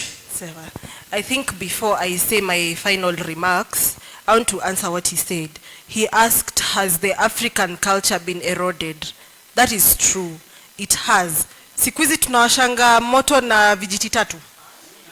That changed, right? That is African, but it has changed. It's been eroded, but to the better. So there's so many factors that may contribute to that culture being seemingly like it's being eroded. One, because of education. Education imefanya watu wakakuwa exposed. So our African way of thinking like kitambo is no longer there. Sindo. Alafu kuna vitu kama there is education, there is exposure, now we have social media. You can know what is going on in the States. Some of these things have been positive, some of these things are negative. But the good thing is, and what I like about this is, Africanism is slowly coming back. Not in every area, but sana fashion. It's slowly coming back. Ukiangalia in the music industry, most people, they are using African fashion, iwe jewelry, iwe the attires, whatever it is, to do their songs. I don't have to mention them by name, but you can see. So slowly by slowly, it's coming back. Everybody anakimbia kufanya their songs in South Africa because it has art. It has the artisticness in it. South Africa, watu wa mapiano. So South Africa, ikona that, you know, you get the point. It's slowly coming back, right? Yeah, so it's been eroded, but pole pole, and we can't recover everything because some of those way of doing things is very primitive. Watu wamesoma, kuna technology, kuna infrastructure, some of those things, yeah. So as I close, I want to say that I had this somewhere, na ilinibamba sana. Unajua watu wengi, before yao na after yao, ni juu ya chemical, si ndio? Before yao na after yao ni after kupata chemical. But it doesn't have to take, your before and after doesn't have to take years, it doesn't have to take months, it doesn't have to take days, it can take seconds because of how you think. Just changing the way you think changes everything, and that is your before and after. And also I'd want to say, kila mtu amekaa hapa, each and every one of us has an opportunity to make it in this life. Mtu asikuambie ati umetoka background yenye si poa, hukuenda group of schools, sijui nini. Ulienda Nyakimincha or whatever, those kind of things. Let nobody lie to you. Unaona, time and chance is for us all. And so ukiwa hapo, usifikirie we ni mdogo, usifikirie I don't have the looks, usifikirie sijui sina nini, the man you feel no, I have made it, I've not made it, I'm not making money. Let nobody lie to you. You can make it. Ni kuamua tu, by the way, I'm going to grow myself, I'm going to read the right books, I'm going to associate myself with the right people. Wanasemanga if you hang around 5 landlords, when do the 6th landlord? But ukihang around watu wa gym kila saa, unashinda hapo. So, you know, right people, right books, do the right things. Hakuna kitu ezekana, mtu asikuambie you are young. And this is actually the best time to invest in ourselves. We imagine ukifika 50 years, na ndo unaamua kuwa serious na life. Kuna kitu uta change kweli? Hakuna, lakini saa hii ndo time. Hiyo time ikifika utasema at least siku waste my youthful life. Is it okay? So all of us can do it. All of us can make it. Yes. Wow. Let's appreciate Hata Fadhali. So thank you. My closing remarks. There's no right age of beginning something. There's no right age of becoming successful. It doesn't mean lazima ufike 40 years ndio utakuwa sijui multimillionaire. Trust you me, even in your 22 years, 23 years, 24th year, 26th year, you can achieve anything that you want to achieve in this life. Tunapata napo. What matters most in this life is just believing in yourself. Unajiamini, mse mwingine asikushow uwezi. Tunasikiza napo. Ikwe wewe ni dancer, ikwe sijui unafanya nini, kama unaamini hiyo asili yako inaweza, trust you me, just believe in yourself. And one of the things that is very, very, very important in life is having a vision, is having a dream. There's a difference between having a dream and having a wish. Many youths nowadays are wishers, they're not dreamers. A dreamer is someone mwenye unaangalia, hey, I'm having this biashara. Hii biashara in the next 2 years nataka ikuwe hivi, in the next 3 years nataka nikuwe hivi, hata nifanye hivi itakuwa hivi. Another thing nataka niwaambie, kuna hii common watu wanapenda kusema, ndio ukianza biashara lazima ukuwe na pesa, unajua capital ndio kila kitu. Sasa natuambiambia lakini unajua ndio kila kitu. I'm here to tell you something today. We have different types of capital. Money is not only the only source of capital. An idea is a capital. The right idea attracts money. Tunapata napo? Yes. Another thing, achana na your idea, there is something we call human capital. Human capital is your skills. Human capital are your networks. Your networks determine your net worth. Sawa sawa. Ukisikia ati unajua nani, hizo ni networks my friend. Hata ukiomoka wasataongea. Juko unajua DB, unajua unye, mbona usipatie connections, watakupatia. And tunaweza sema kila kitu, but kitu ya maana Mungu inafaa umweke mbele. Sometimes in life it's not about how much money you have. Sometimes in life it's not about how mighty your idea is. It's about the favor of God. As I'm standing right now, our company is turning 4 years on October 10th. 4 years. Ochoki Tours right now, we have staff close to 8 people. When you nafanya Ochoki Tours, young people, very vibrant. Na hii yote sasa sisi ni wazi. Sasa tunajua kubonga ni the grace of God. Najua wasing wanaanga like God aje. But kama waamini Mungu, there is something we call favor. Favor is something that is going to promote you from one level to another. Favor is that thing that is going to make you achieve things yenye watu wamekuwa in business for 40 years hawajai achieve, but umemaliza shule in the next 1 year umeachieve. So kwa biashara kila kitu ombea biashara. Sawa sawa.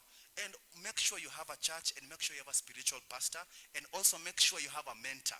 Kwa maisha yako lazima kuwa na mentors. Mentor si mentor moja kila kitu ati mimi wangu ni TD Jakes. Kwa biashara kuwa na mentor. Kwa church pastor kuwa na mentor, because utapata maybe pastor anajua stories za spirituality, ajua stories za biashara. Sawa sawa, ukiwa na hivyo they'll always guide you and lead you to the right direction. So for those who have never heard about us, the company is Ochoki Tours. You can follow us on Facebook, Instagram and Twitter at Ochoki Tours. We usually have weekly safaris to different destinations. Tunafanya stories za air ticketing. We want to also do back to the community. There's a question uliuliza, what are we impacting on the community? Every month we have something we call CSR, corporate social responsibility. We always go to children's home for support, because in life it's not about how much you have, it's about how many lives you have touched. Thank you so much. Wow. Oh. One last thing, I've mentioned about the life coach, and I told you life coaching utafunzwa a lot of things, and so if you're interested in, and he also talked about a mentor, so this life coach is going to mentor you, and she's going to train you on whatever area you want. If it is personal development, if it is marriage, business, branding, how to come up with your life plan, utafunzwa hizi kila kitu. Na mfunzwi generally ati class mzima, ni person per person, kwa sababu hatufanani. So if you're interested in that, you can see me, and then we can, we can know how you are. If you're interested, you can see me, and then you can be enrolled. Ni sawa? Thank you. Thank you so much. Let's appreciate her tafadhali. Amesema mtampata namna gani? Maybe if you want to, maybe if somebody has a question, itakuwa ni vizuri you tell us. How do we get you? Okay. Yes. I think we can work with one of the organizers, and then we can give some card. It has a contact. So you'll get the contact, and then if you want to enroll, you can reach out, and then utasaidiwa. Iko sawa? But by the way, let me tell you, I don't want to encourage kila mtu a participate. Mtu asikwambie ati you need a life coach ukiwa 40 years, ama 50 years, ama ukiwa millionaire. Sisi wote hapa, by the way, we've gone through that class, and it is going to, including mwenye ana take the live coverage. So tunaweza kuambia this thing imenisaidia, nikajua nafaa kufanya nini kwa hii life. Sasa hakuna kubahatisha sijui nakimbia kufanya nini hapana. It helps you to tulia, na inakusaidia kujua what am I supposed to do. Sini sawa? So I want to encourage you, please don't take it lightly. It is very important. Yes. Wow, thank you so much. Karibu sana, Albi. So I think I'll be very brief in my closing remarks. Number one is, I know tuko kwa the 21st century, sindio? And most people get distracted so much on their phones, such that the reading culture in a die. Do not let the reading culture die in your life. Always have a reading culture in your life. Kama for example you are in the area of procurement, read a lot about that area. Kama unataka kwenda into fashion, read books about that area. Kama you want to be an MC, you want to venture into real estate, read books concerning that area, such that you become an expertise and also an authority in that area. Sawa sawa? Because that is just something that fascinates me. Most people get distracted on their phones in this generation. Ukiuliza tu jirani yako saizi, muuliza anasoma kitabu gani sahi. Somebody seated next to you, muuliza unasoma kitabu gani. Apart from this is a shule hizi.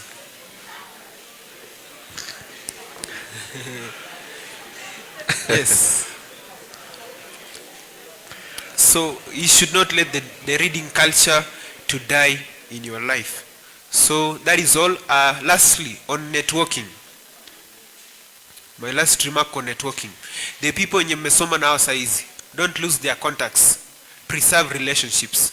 You may be surprised ndio mtu mwenye mmekaa naye uko mbele. You will get them the CEO mahali na anaweza kuandika kazi. So don't be quick to eliminate people, to cut off people in your life. Preserve the relationship. Huyo mse mwenye anakaa mbele yako class, you never know who they can be in the future. So network and preserve relationships. Sawa sawa? Thank you so much. Thank you so much.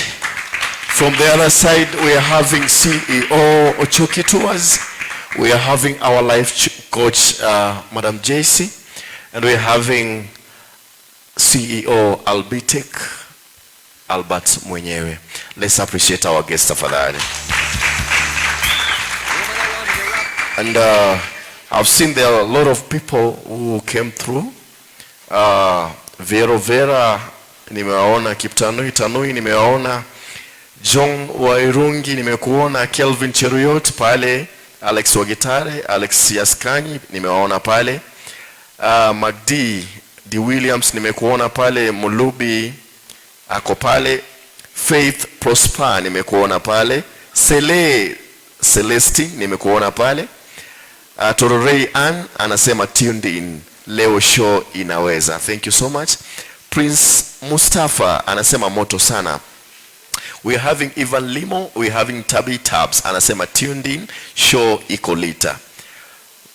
Medusa Jik anasema show inabamba. Kelvin Cheriot, Langat, Kim Fundi. There are a lot of comments that are coming in and people are saying show leo iko sawa. Nimeona kuna mtu anasema all the way from Israel, I'm watching with my family. I'm watching with my family. Now, before I let go my guests, I want to do something. Do you have my contact?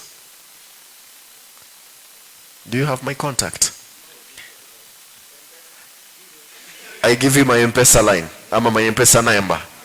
Do this, eh? If you have your phone here, now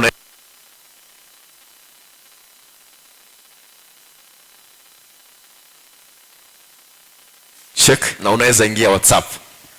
Fanya hivi. Chukua hii namba 07 00 262 2040. Narudia 07 00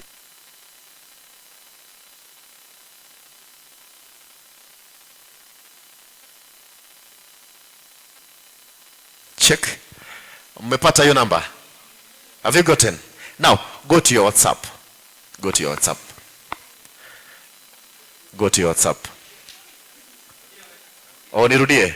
Oh, utaki kubaki nyuma. 07 00 262 040.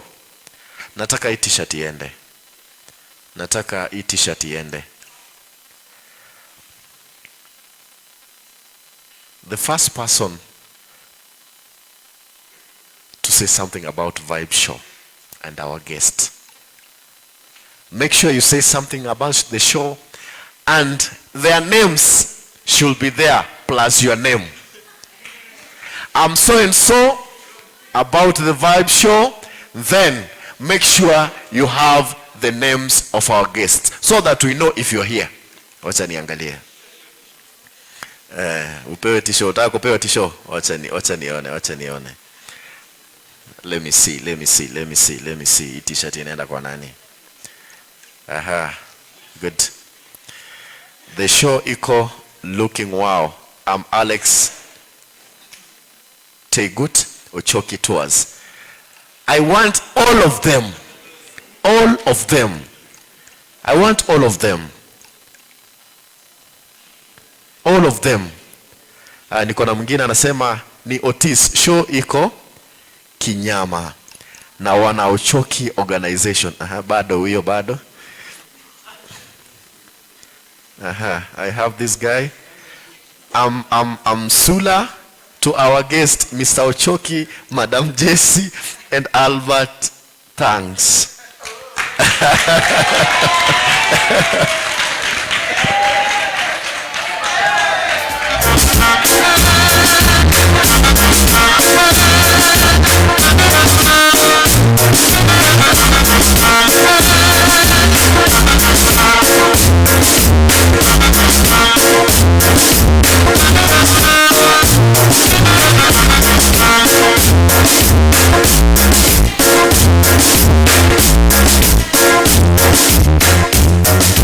DJ.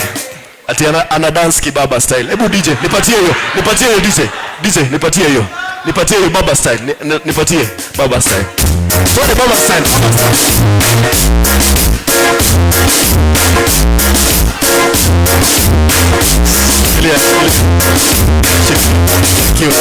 Thank you. Let's appreciate David Sula tafadhali. Wow, thank you, thank you.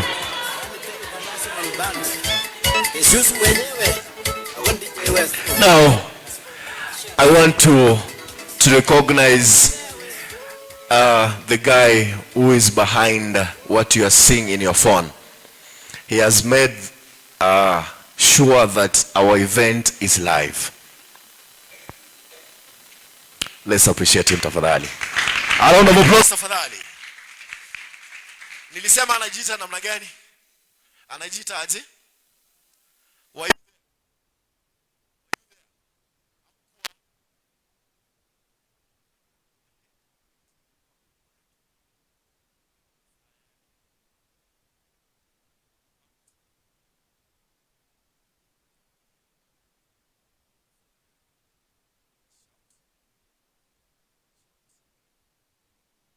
Papas Media. Wapi makofi ya Papas Media tafadhali? No, better than that. Makofi mazuri ya Papas Media. Yes. If you want your event to be covered, just share the brochure. If you want your event to be covered, just share Papas Media. Now, today tumekuwa na sponsors ambao wamesponsor hii event. Like I said, we are having Enaship Africa Safaris. They sponsored this show. Wapi makofi ya Enaship tafadhali? The other company that has sponsored this show, we have the Albitech. Albitech. Wapi makofi ya Albitech? And when I say Albitech, he is the man behind the Albitech. He is the CEO. Wapi makofi ya Albitech tafadhali? I'm looking forward to see Ochoki coming in to sponsor the show. Wapi makofi ya Ochoki tafadhali? And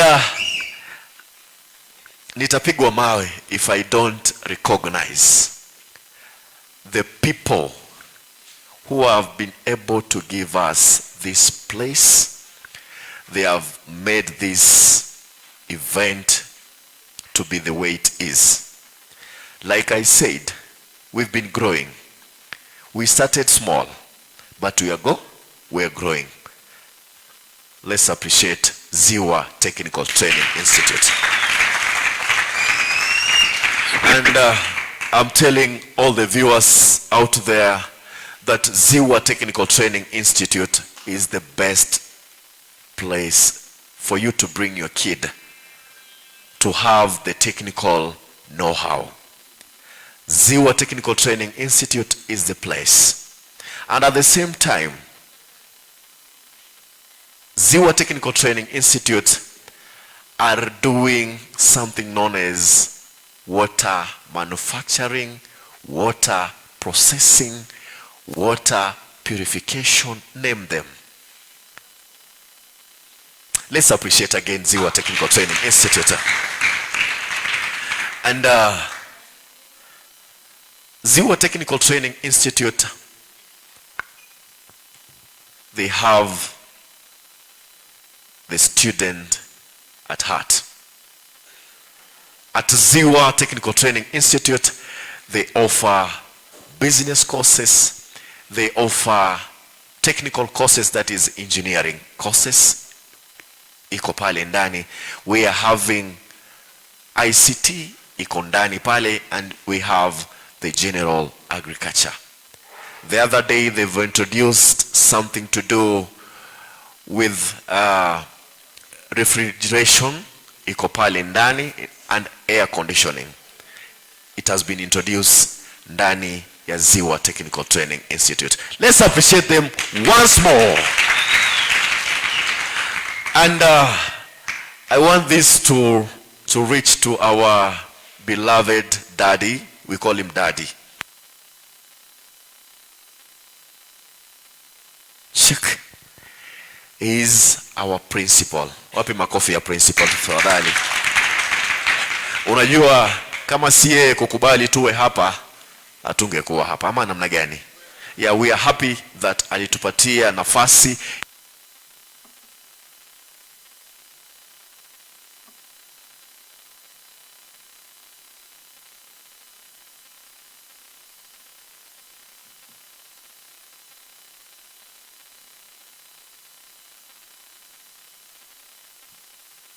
Aliweza kutupatia nafasi ya kuwa hapa. So to our principal, I know lazima hii show itamfikia. The vibe show will reach our principal. Thank you so much, Daddy. Thank you so much, our principal and the whole administration, for your amazing support. Now, nikikosa ku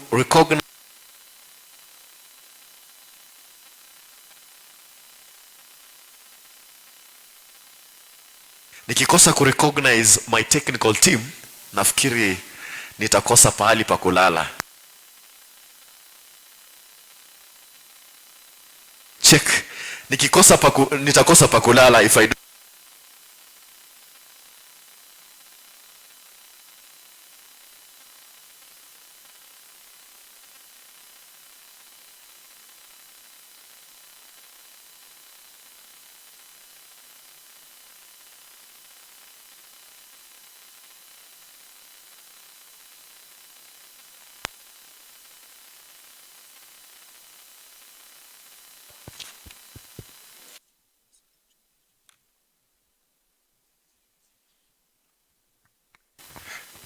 DJ, twende.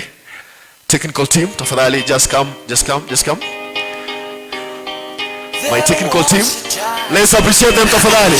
They've made sure that this event is happening. Just songa.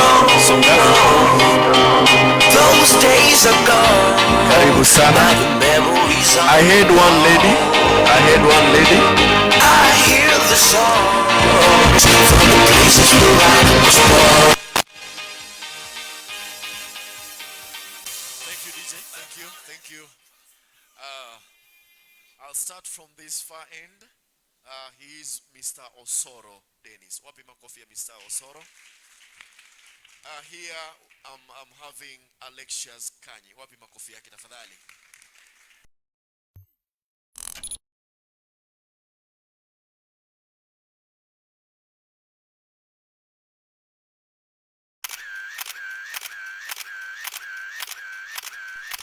One and the only, Anna Mwiruri. Makofi kwake tafadhali. Thank you. Here I'm having Alex Wagitare. Wapi makofi yake tafadhali? Then here niko na mzee wa kazi anajulikana kama Abiud Baraza. Makofi yake tafadhali. Hapa pia niko na mzee wa kazi anajulikana kama Brevin Mulubi. Let's appreciate him tafadhali. Niko na mwanaume tunamuita OCS. Wapi makofi ya OCS tafadhali?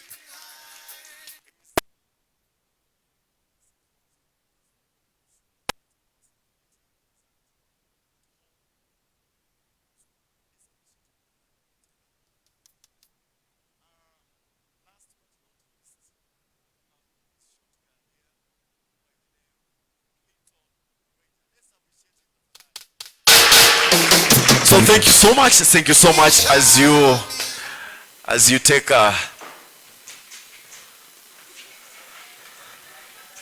so our guests, these are the people behind the whole arrangement. They've been really of a good help to see that the event become a success. Sitasahau the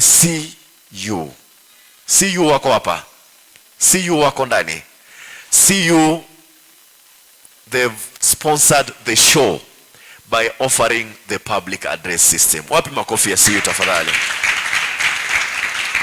Ya ukisikia sauti yangu ni kwa hisani ya CU. Sawa. So thank you so much CU for sponsoring also the show. DJ Vindex. Wapi makofi ya DJ Vindex? Tuko na party baada ya hapa. Guests wakitoka hivi tunataka tupige party kidogo. Alafu pande hile niko na another DJ by the name DJ Class 254. I'm telling you that we have the talent. We have what? We have the talent. So come next week in the Vibe Show. Come next week Friday. We are going to have other guests hapa. And kama unajua there is somebody who has talent, maybe anaweza kaimba, anaweza kafanya kitu inaitwa spoken word, call them on board. Waambie we have an opportunity for them. Are we together? Vibe Show vipi? Vibe Show vipi? Vibe Show vipi? Let's represent the valley. Asante sana. Thank you so much.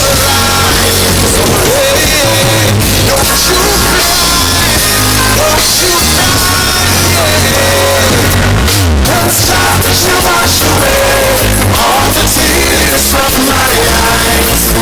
In times when the storms and the tides are raging high, we know we shall win. We know we'll survive. Just wash away all the tears. In this time of destruction, we must hold on firm. We got to get along. Thank you. Baraza, do your thing. Now we have, you can have photo session here as DJ does his thing. Tunaweza anza na Ziwa dancers, just come in front. We have some 2 or 3 photos, alafu tuweze kuendelea. Just come. And do your thing.